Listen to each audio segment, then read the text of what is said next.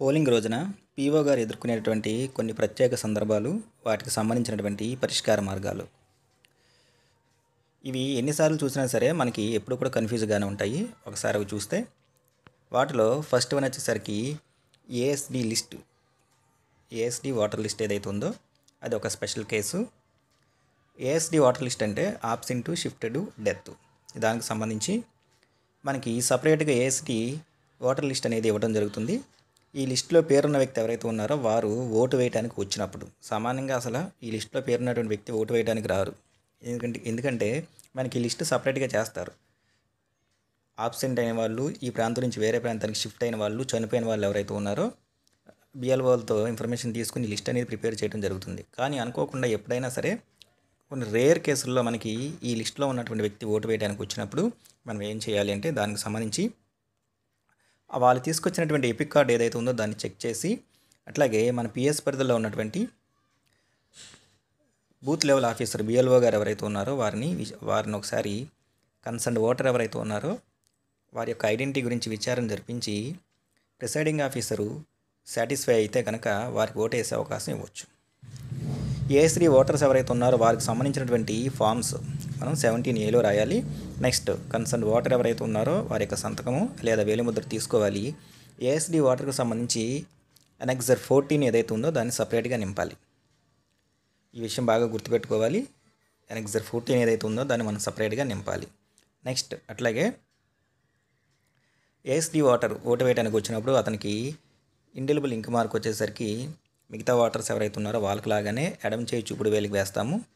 Remarks వచ్చేసరికి ఇలా ASD లిస్టులో ఉన్నటువంటి ఓటర్ ఎవరైనా సరే ఆబ్సెంట్ కానీ, షిఫ్టెడ్ కానీ, డెత్ లిస్టులో ఉన్నటువంటి వాళ్ళు ఎవరైతే ఉన్నారో వారికి సంబంధించి ఎవరైనా ఒకరు ఓటు వేయడానికి వచ్చినప్పుడు ఆ ఓటింగ్ ప్రాసెస్ మొత్తము కూడా మన పిఎస్సి కేటాయించబడినటువంటి మైక్రో అబ్జర్వర్ ఎవరైతే ఉన్నారో వారి యొక్క వీడియోగ్రఫీ ఏదైతే ఉందో ఆ సమక్షంలోనే ఈ ఓటింగ్ ప్రాసెస్ అనేది జరగాలి. ఇది ఒకటి మనకి పీఓ గారు ఎవరైతే ఉన్నారో వాళ్ళు ఫేస్ చేసే డిఫికల్ట్ సిచ్యువేషన్లో ఒకటి. నెక్స్ట్ సెకండ్ వన్ వచ్చేసరికి టెండర్ ఓట్ అంటే ఒక ఓటర్ ఎవరైతే ఉన్నారో అతను ఓటు వేయడానికి పోలింగ్ స్టేషన్కి వచ్చినప్పుడు అతని ఓటు ఆల్రెడీ అప్పటికే పోల్ అయిపోయి ఉంటే అలాంటి సందర్భాన్ని మనం టెండర్ ఓట్ అని చెప్పేసి అంటాం. అయితే వచ్చినటువంటి వ్యక్తి ఎవరైతే ఉన్నారో అతను జెన్యూన్ పర్సన్ అయ్యి అతని ఓటు ఆల్రెడీ అప్పటికే పోల్ అయిపోయి ఉంటే అతను తన ఓటు ఏది అని చెప్పేసి నేను ఓటు వేయాలి అని చెప్పేసి మనల్ని అడుగుతారు. ఆ సందర్భంలో పీఓ గారు చేయాల్సినటువంటి ప్రాసెస్ ఏంటంటే ఈ టెండర్ ఓటు కోసం వచ్చినటువంటి వ్యక్తి అంటే ఎవరై ఓటు అయితే ఆల్రెడీ పోల్ అయిపోయిందో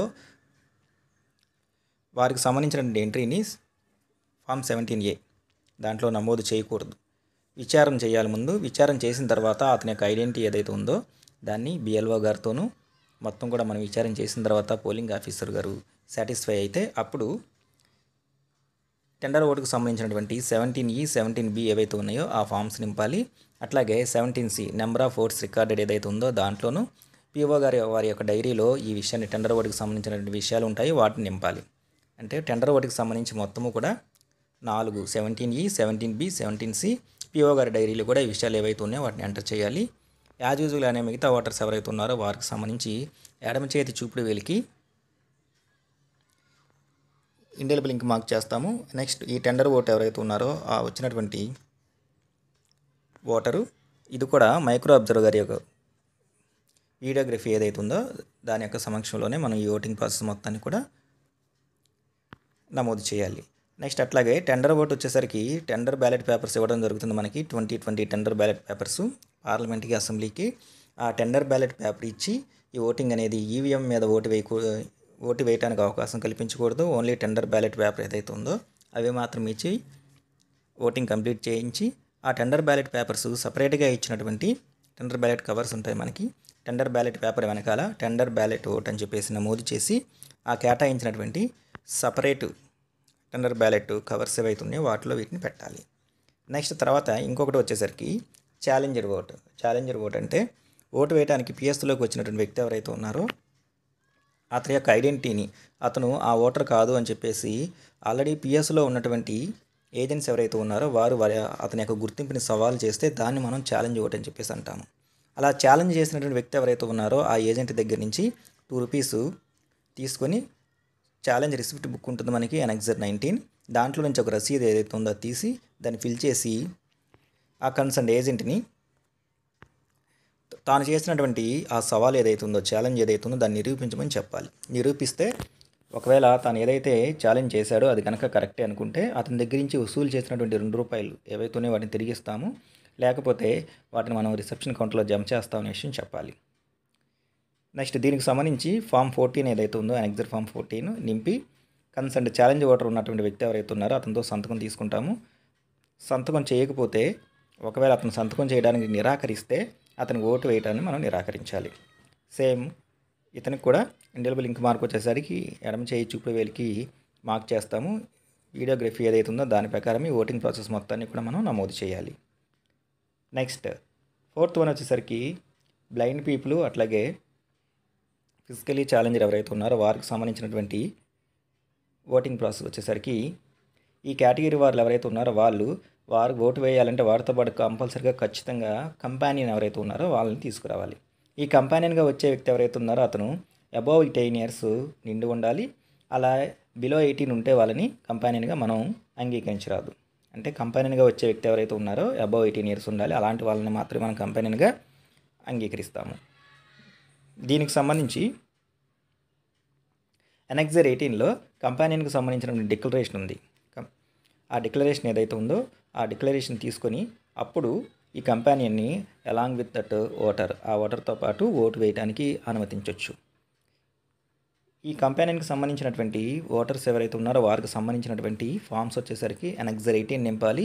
దాంట్లో ఫామ్ 14A ఏదైతే ఉందో దాన్ని కూడా కంప్లీట్ చేయాలి. ఇక్కడ కంపానియన్గా వచ్చిన వ్యక్తి ఎవరైతే ఉన్నారో అతని యొక్క కుడి చేతి చూపుడు వేలికి అట్ ద సేమ్ టైం, ఎందుకంటే ఆల్రెడీ ఒక వ్యక్తి ఒకరికి మాత్రమే కంపానియన్గా రావడానికి అవకాశం ఉంటుంది. మళ్ళీ ఇతను ఇంకా వేరే పిఎస్లో కానీ ఎక్కడ కానీ లేదా ఇదే పిఎస్లో కానీ ఇంకొక వ్యక్తి కంపానియన్గా రావడానికి అవకాశం లేదు. కాబట్టి ఇతనికి కుడి చేతి చూపుడు వేలికి అసలైన ఓటర్ ఎవరైతే ఉన్నారో అతని యొక్క ఎడమ చేతి చూపుడు వేలికి ఇండెలిబుల్ ఇంక్ మార్క్ అనేది చేయడం జరుగుతుంది. ఈ ప్రాసెస్ మొత్తం కూడా మనకి మైక్రో అబ్జర్వర్ ఎవరైతే ఉన్నారో వారి యొక్క వీడియోగ్రఫీ సమక్షంలో మనం చేస్తాము.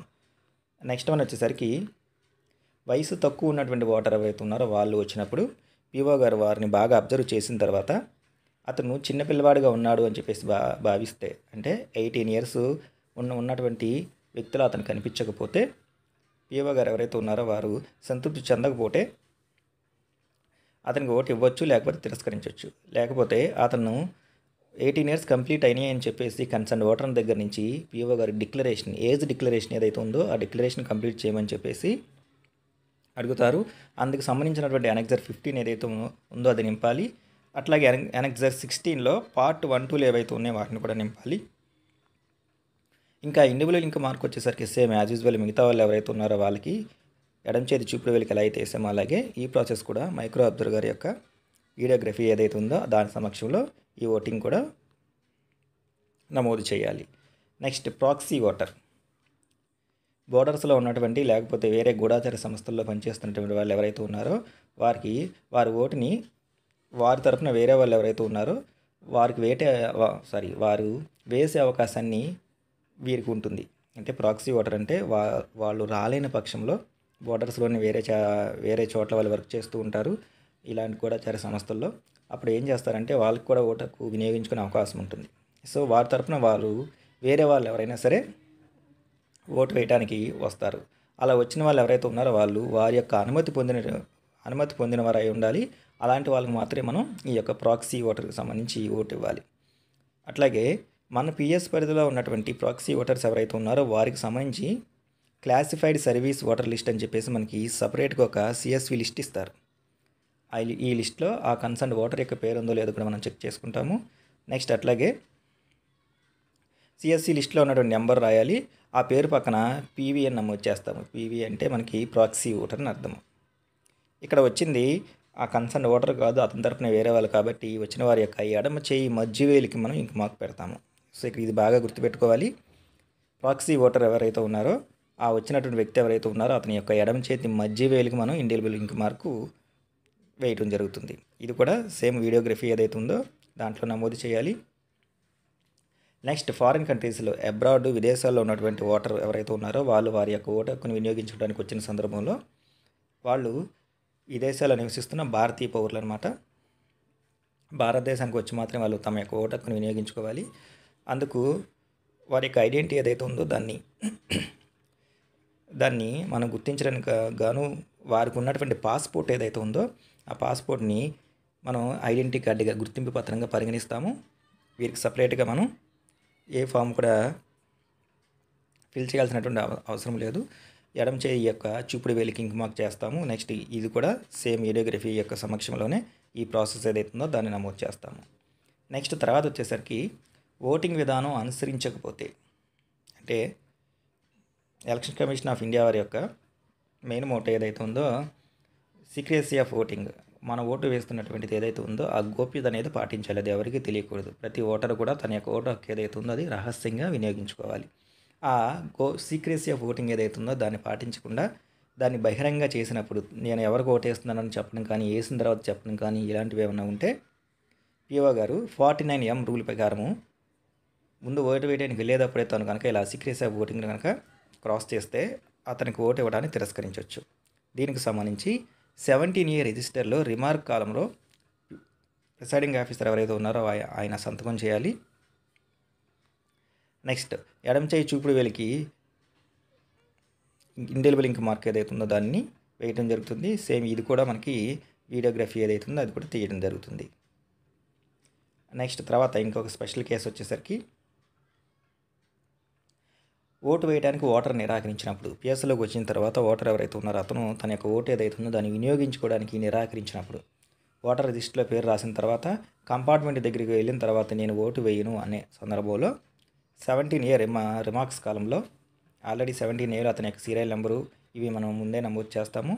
రిమార్క్స్ కాలంలో రిఫ్యూజ్డ్ టు ఓటు నిరాకరించాడు అని చెప్పేసి రాసి ప్రిసైడింగ్ ఆఫీసర్ యొక్క సంతకము, నెక్స్ట్ ఆ ఓటు వేయడానికి నిరాకరించినటువంటి వ్యక్తి ఎవరైతే ఉన్నారో అతని యొక్క సంతకము లేదా వేలిముద్ర తీసుకుంటాము.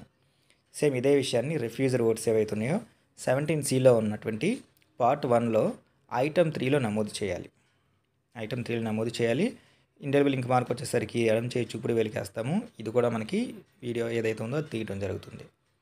Next test vote. దీనికి రూల్ వచ్చేసరికి మనకి 49MA అని చెప్పేసి అంటాము. ఒక ఓటరు తను ఓటింగ్ కంపార్ట్మెంట్లోకి వెళ్ళిన తర్వాత తను ఓటు వేసిన తర్వాత తాను ఎవరికైతే ఓటు వేయాలనుకుంటున్నాడో ఆ ఓటు ఆ కంటెస్టింగ్ క్యాండిడేట్ కాకుండా వేరే సింబల్కి పడింది అని చెప్పేసి తాను ఫిర్యాదు చేస్తే దాన్ని మనం టెస్ట్ ఓట్ అని చెప్పేసి అంటాము. ముందు ఇలాంటి ఇష్యూస్ వచ్చినప్పుడు పిఓ గారు ఒకవేళ తాను చేసినటువంటిది ఇది ఏదైతే ఉందో ఈ ఫిర్యాదు కంప్లైంట్ ఏదైతే ఉందో అది కనుక తప్పు అని తేలితే అతనికి జైలు శిక్ష పడుతుందని, యాక్షన్ సివియర్గా ఉంటాయని చెప్పేసి ముందు అతన్ని హెచ్చరించాలి. అయినా సరే అతను సేమ్ తాను ముందు ఏదైతే చెప్పాడో అదే కనుక చెప్తే మళ్ళీ అతని పేరు ఏదైతే ఉందో మళ్ళీ 17A రిజిస్టర్లో రీఎంట్రీ చేయాలి. మామూలు ప్రొసీజర్ అంటే సీరియల్ నెంబరు, నెక్స్ట్ మార్క్డ్ కాపీలో అతని యొక్క సీరియల్ నెంబరు, నెక్స్ట్ డాక్యుమెంట్ ఏదైతే ఉందో దాని నెంబరు ఇవన్నీ ఎంటర్ చేస్తాము. తర్వాత ఆ ప్రొసీజర్ పూర్తి చేసిన తర్వాత మళ్ళీ అతనికి ఓటింగ్ కంపార్ట్మెంట్లోకి వెళ్ళి ఓటు వేయడానికి అనుమతి ఇవ్వాలి. నిజంగానే ఈసారి ఏజెంట్లు వీళ్ళందరూ సమక్షంలో ఓటు వేయడం జరుగుతుంది. అతను చేసినటువంటి ఫిర్యాదు నిజంగానే కరెక్ట్ అయితే, అంటే ఒక సింబల్కి ఓటేస్తుంటే ఇంకొక సింబల్కి ఓటు పడుతుంది అనేది కరెక్ట్ అయితే ఇమీడియట్గా పిఓ గారు ఎలక్షన్ అనేది ఆపేసి ఈ విషయాన్ని సెక్టర్ ఆఫీసర్ గారికి నివేదించాలి. ఒకవేళ అతను చేసినటువంటి ఆ కంప్లైంట్ ఏదైతే ఉందో తప్పని తెలిస్తే వెంటనే బయట ఉన్నటువంటి పోలీసులు ఎవరైతే ఉన్నారో వారికి ఆ విషయాన్ని నివేదించాలి. దీనికి సంబంధించి ఫామ్ 17C నమోదు చేయాలి. ఫామ్ 17Cలో మనకి టెస్ట్ ఓట్స్ అనే కాలమ్స్ ఉన్నాయి. దాంట్లో దీని గురించి ఇన్ఫర్మేషన్ మనం ఎంటర్ చేయాలి. సేమ్ ఇండెలిబుల్ లింక్ వచ్చేసరికి లెఫ్ట్ హ్యాండ్ 4 ఫింగర్కి వేస్తాము. ఇది కూడా మొత్తం కూడా ఈ ఓటింగ్ ప్రాసెస్ మొత్తం కూడా వీడియో అనేది తీయడం జరుగుతుంది. సో డ్యూరింగ్ పోలింగ్ ఏదైతే ఉందో అది జరిగే సందర్భాల్లో మనకి ఈ 10 సందర్భాల్లో పిఓ గారు కొన్ని డిఫికల్ట్ సిచ్యువేషన్స్ ఏవైతే ఉన్నాయో వాటిని ఫేస్ చేయాల్సి వస్తుంది. అయితే పిఓ గారు వారి యొక్క సమయస్ఫూర్తిని ఉపయోగించి ఇలాంటి వాటిని ఆన్ పేపర్ మీద వెళ్లకుండానే వారితో కొంచెం మాట్లాడి ఏజెంట్తో మాట్లాడి మనం మ్యాక్సిమం ఆన్ పేపర్ మీద వెళ్లకుండా ఉండడానికి ప్రయత్నించాలి. ఎందుకంటే వీటిలన్నిటిని నమోదు చేసిన దగ్గర నుంచి మనం రాసేటటువంటి రిటర్న్ వర్క్ కానీ నెక్స్ట్ అట్లాగే రైటింగ్ మెటీరియల్ కానీ ప్రాసెస్ ఎక్కువైపోతూ ఉంటుంది. అదే వీళ్ళని ఒప్పించి ఏజెంట్లు ఎవరైతే ఉన్నారో వాళ్ళతో మాట్లాడితే ఇలాంటి కేసులు మనం రాకుండానే చూసుకోవచ్చు. ఒకవేళ ఇన్ కేస్ అయినా సరే ఇవి రిపీట్ అయితే ఇప్పుడు మనకి ఏదైతే మనం ప్రాసెస్ డిస్కస్ చేసుకున్నామో ఈ యొక్క ప్రాసెస్ని ఇంప్లిమెంట్ చేసి ఈ యొక్క ప్రత్యేక సందర్భాలు ఏవైతే ఉన్నాయో వాటి నుంచి మనం పరిష్కార మార్గాల ద్వారా వీటిని మనం కంప్లీట్ చేయొచ్చు.